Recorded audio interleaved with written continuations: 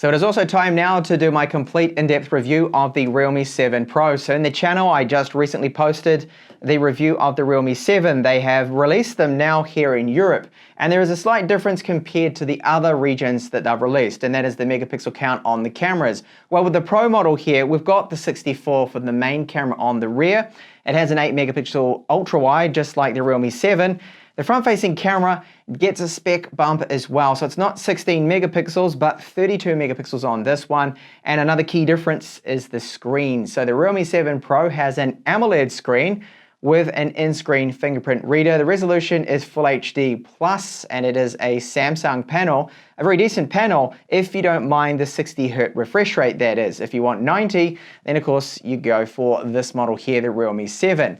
And then the chipset, this one has the Snapdragon 720G. My model has 8 GB of RAM and 128 GB of storage. So apart from the phone in the box, we do get their 65-watt super dart charger. Now this one is really quick. So their official claim is 34 minutes, and I'm seeing charge times of about 36 minutes, 35 minutes, but it's always going to be under 40 minutes. It's very fast, of course, for a 4,500 mAh battery. Here is our cables. This is Type-C to USB, and there's a little bit of paperwork, and they include this TPU case here.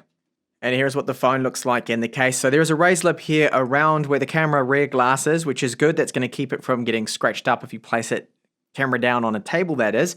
And the buttons, they're all protected as well, and a good bit of protection here with a raised lip also around where this screen is. So not bad for an included case.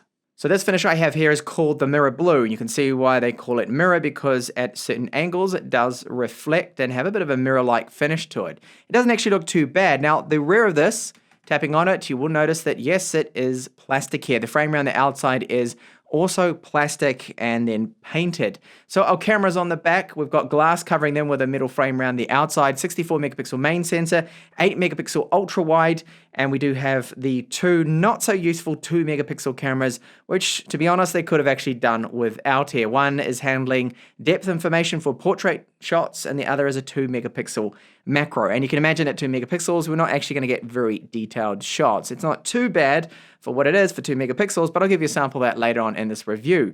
So on the left-hand side here, we've got volume up and down made out of plastic here. As mentioned, the frame is plastic. And then our SIM tray, which takes 2 nano SIMs and a micro SD card. You can have all of those three at the same time, which is good to see. And then the front screen here, you can see the bezels aren't too bad, left and right and the top, a little bit of a chin to it. And this one does have the same cutout here at the front, but instead of 16 megapixels like you get with the Realme 7, the Realme 7 Pro has a better front 32 megapixel camera, f2.0 aperture, and an in-screen fingerprint reader with this one. It's not the side one. Now, I've noticed that this fingerprint reader is actually, in my experience, a little bit slower than the side one. Definitely slower. I'll just show you the Realme 7. This one's capacitive always on, and just tapping it, it is very quick.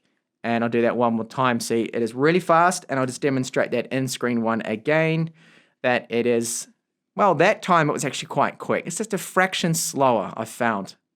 So down the bottom, we've got a 3.5mm headphone jack, microphone, Type-C port, doesn't support video out, and you wouldn't expect this, of course, for the price this phone is selling for. Downwards firing loudspeaker, and the 3.5mm output on this phone is good. It is loud, it's clear.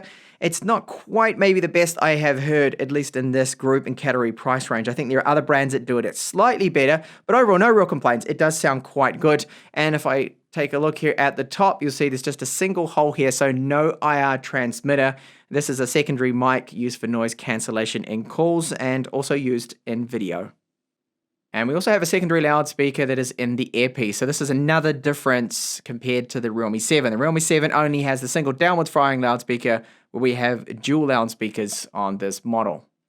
So with this phone here, we get an AMOLED panel, and that's another key reason to go for this model over the Realme 7, because you've got a far superior, higher quality screen. Now this particular AMOLED, it's made by Samsung. It's covered with Gorilla Glass 3, and we do have very deep blacks being an AMOLED panel, and we're looking at a white image here. We don't have any issues like we do with the IPS screen on the Realme 7. It has a tiny bit of darkness around the very edges or around the notch with this particular model right here, and you don't get that with the Realme 7 Pro.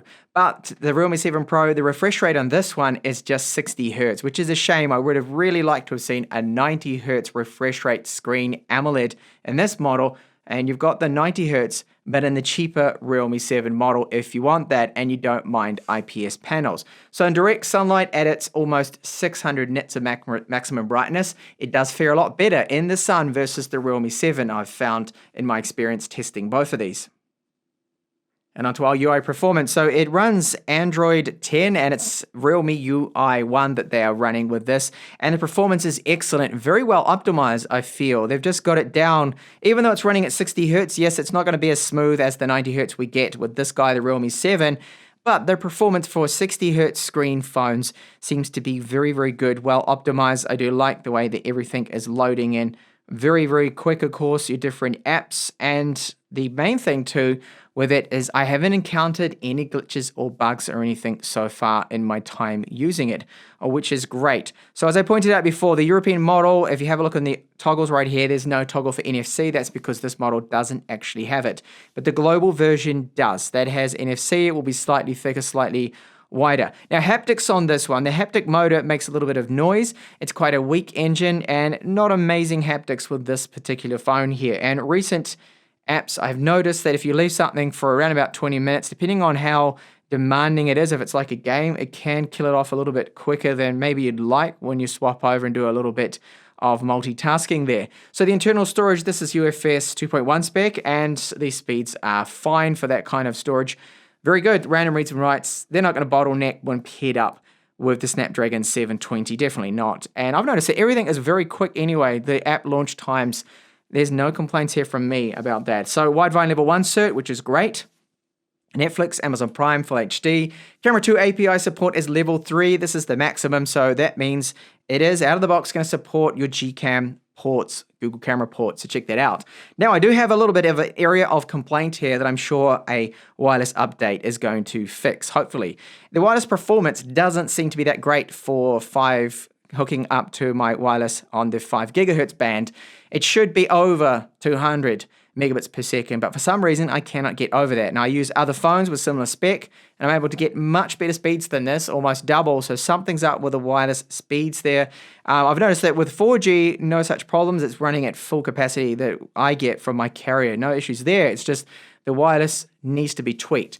Now, our GPS, working just fine. We see a lot of satellites. We normally get a very good average signal strength, and the accuracy is not going to get any better than 3 meters.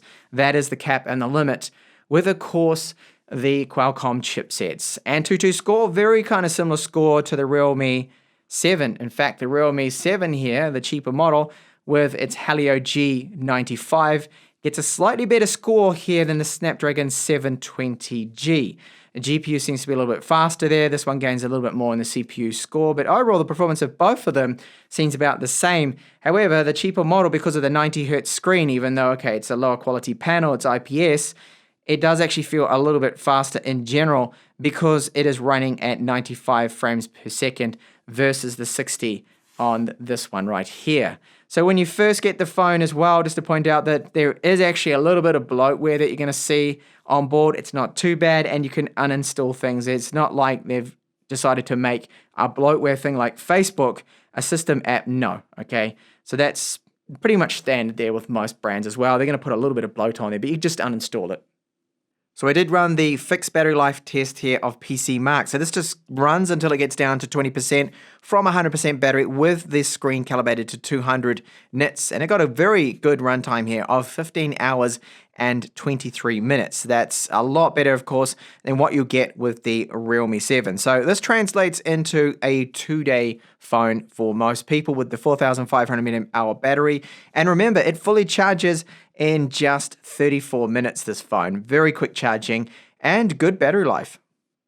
Okay, so I'm going to have to take back what I said about this being completely 100% bug-free, because this happened when I was recording that I went to go to the gallery and it just would not load on me and completely just froze up everything.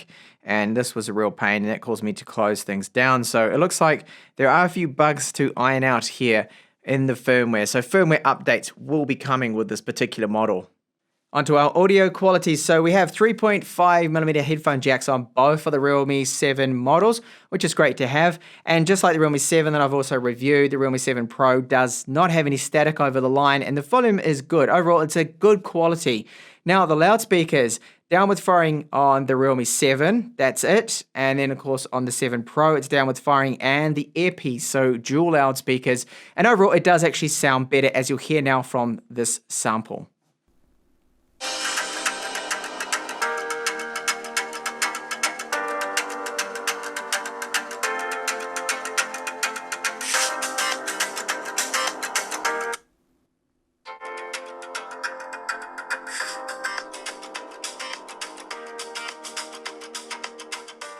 So looking at our gaming performance here now, I tested out a couple of titles in Call of Duty. This is on the max frame rate option with the medium setting. It looks great, plays really well, no real problems. The occasional little hiccup now and then. And something a little more demanding is Shadowgun Legends that I do like to test out. It's possibly a poorly optimized game as well, but running on the highest setting at 60 frames per second, the occasional little stutter, but overall the experience is quite good.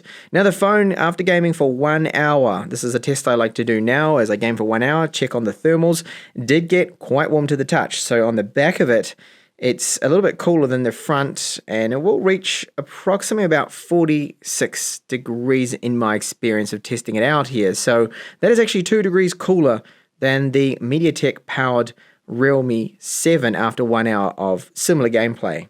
So moving over to our camera, here's the night mode. Now I just wanted to point out that this also works night mode with the ultra wide, and you've got even a pro mode, which they call the Pro Nightscape.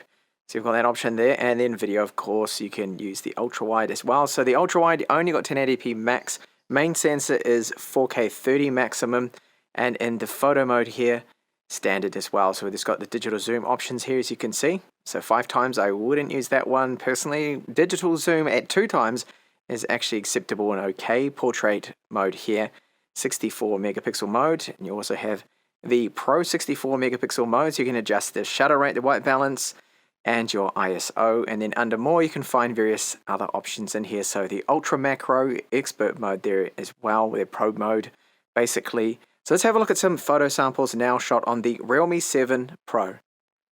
Front-facing video samples, so 1080p maximum. We do have electronic image stabilization. You can see as I walk ahead that it is nice and steady, so this is good. However, I've noticed that the audio, something is up here with the audio, with the microphones in video, that it sounds muffled. It sounds like that they just haven't got the stereo separation correct. They've merged the 2 channels into one, and it's just out of time sync, or I'm talking into a jar is what it sounds like.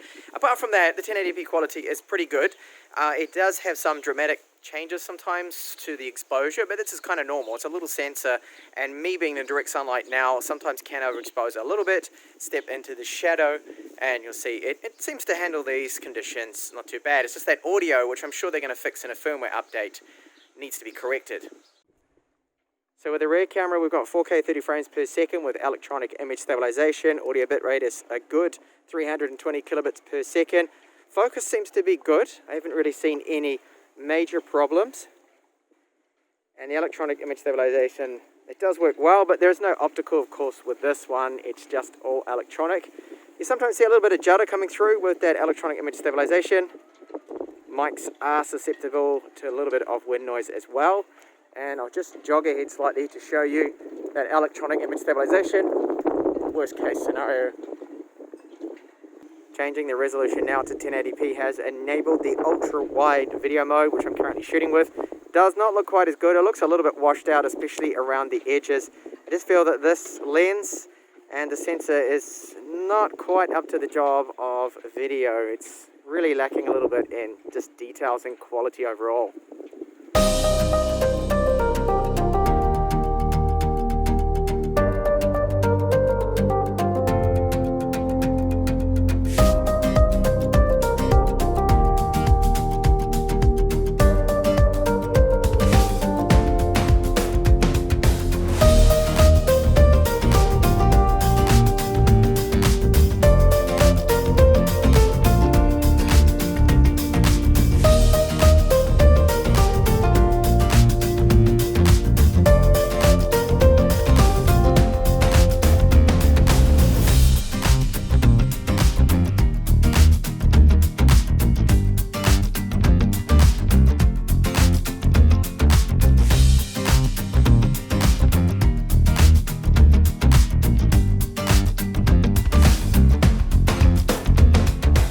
Okay, so judging from the photo samples that I've been looking at now on my monitor, that it definitely has slightly better cameras versus the Realme 7, this model here. So that's one reason to go for it. You get the electronic image stabilization with the front-facing camera, and you get slightly better portrait photos, slightly better stitching as well. So one thing with these cameras on the Realme phones, and we've seen it in the past models as well, is those 2-megapixel cameras. I really wish that they would actually just forget about it. So just drop the two 2-megapixel cameras, and instead of an 8-megapixel ultra-wide, give us a 20-megapixel ultra-wide or a 13 with a better lens and a slightly better sensor. I think would be more valued than, say, a 2-megapixel macro, and I'm sure people in the comments would probably agree with me, or even a 2x optical portrait camera instead of those macros, instead of those 2 megapixels, would be more handy, at least in my opinion. So yes, we have a plastic build to it. It's not actually bad. I mean, okay, it's plastic, so it doesn't feel super premium versus a much more expensive phone with the glass, with the metal, but it's not bad.